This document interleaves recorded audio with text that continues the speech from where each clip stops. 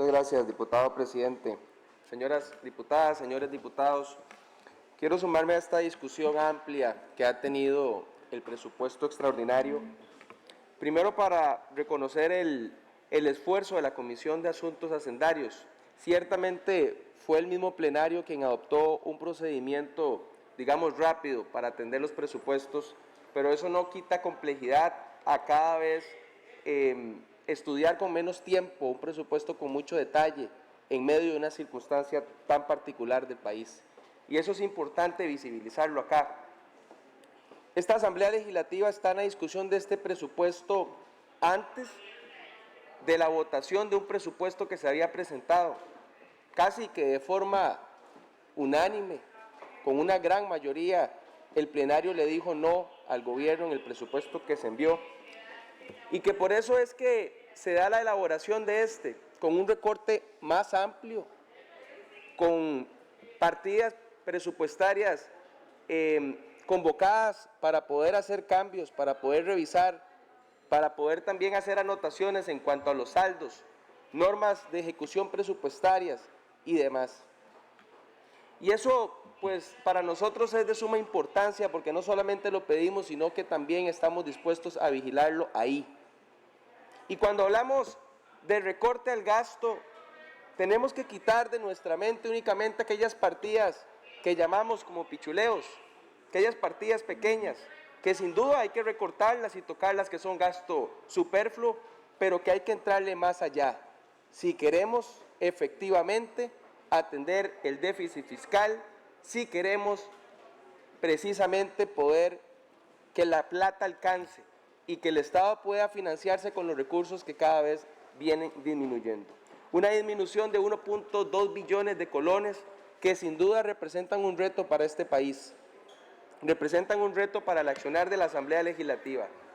Cuando hablamos aquí de no aprobar créditos o de no buscar otras opciones financieras porque estamos endeudando al país, yo quiero que nos fijemos en la votación que hicimos la semana pasada, porque ahí también va una autorización de endeudamiento interno que nos sale más caro y que por eso, solamente por eso, hay que solicitarlo, y yo me uno ahí, aquella medida o ruta clara del gobierno para poder buscar los recursos para financiar el Estado y los programas sociales de una forma más oportuna, pero no a cuentagotas, de un préstamo por acá, de un préstamo por allá, porque simplemente se genera la intención de que se quiere utilizar el espacio legislativo para aprobar únicamente lo que es necesario para poder finalizar un año, para poder finalizar un periodo constitucional. Y Costa Rica necesita más que eso.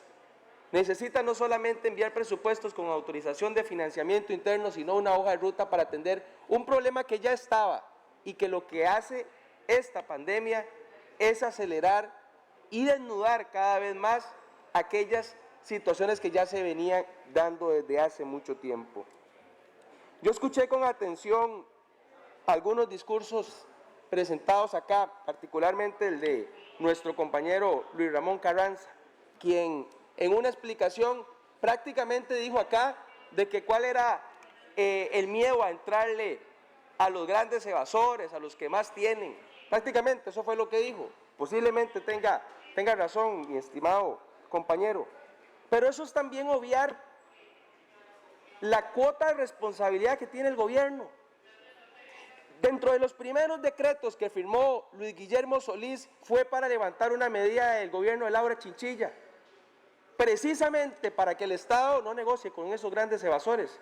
Le instruía al gobierno de doña Laura, a la Procuraduría y a las autoridades de Hacienda para que no fuera a negociar, ahí a mendigar, como usted lo señala, mi querido compañero, a los grandes evasores, sino para que fuera únicamente a juicio, como tiene que ser. Y a los evasores tienen que ir a la cárcel y no empezar a negociar. ¿Cuáles han sido los resultados de esas negociaciones que se dieron después de la entrada del gobierno de Luis Guillermo Solís? ¿A quién beneficiaban quitar esa medida tan fuerte que tenía el gobierno de doña Laura?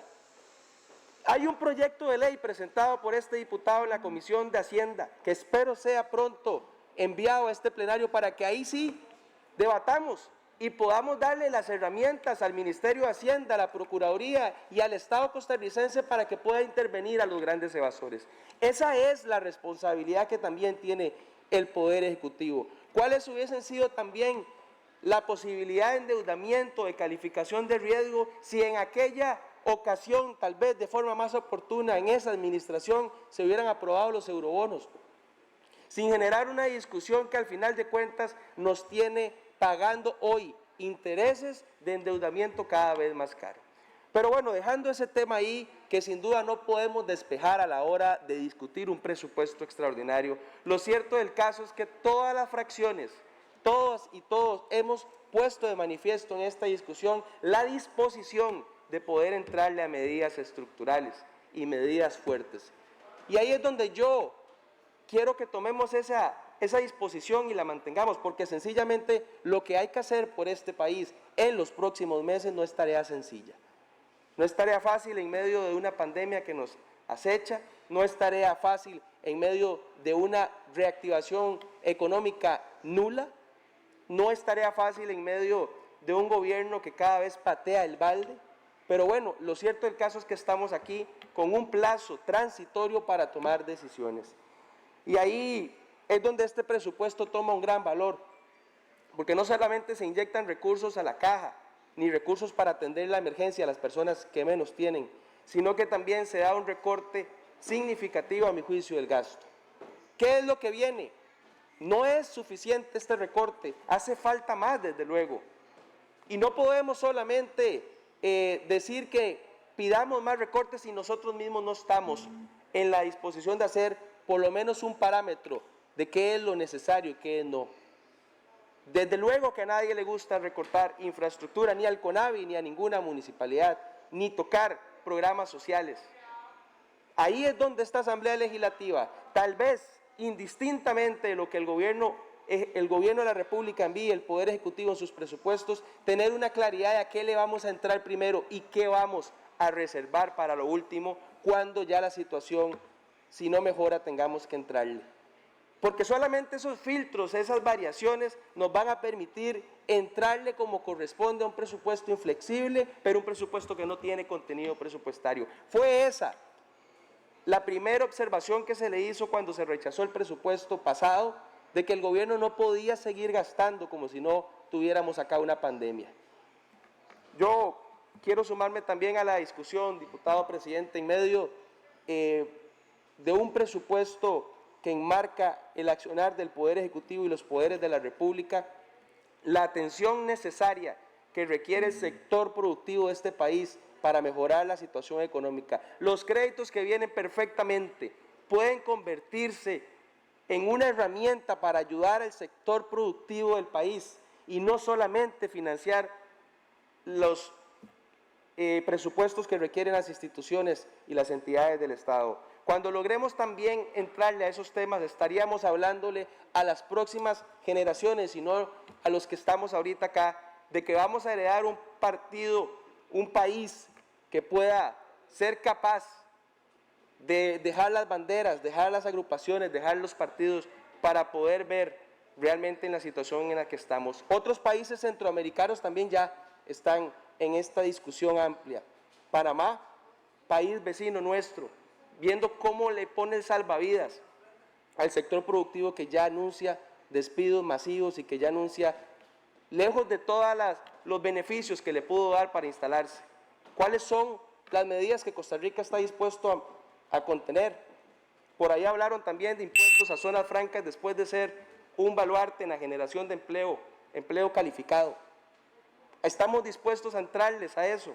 Bueno, esta es la discusión que es como un abrebocas a esta línea de temas tan importantes y que ojalá no solamente se quede en el presupuesto tan pequeño, sino lo discutamos en un presupuesto amplio como es el ordinario, en donde ahí sí podemos nosotros buscar cuáles son los recortes y el ajuste necesario para poder atender un déficit fiscal cada vez más amplio, con recursos menos disponibles y más caros a nivel interno, y una fila de créditos pendientes de discutir y valorar acá en esta Asamblea Legislativa. Gracias, diputado presidente.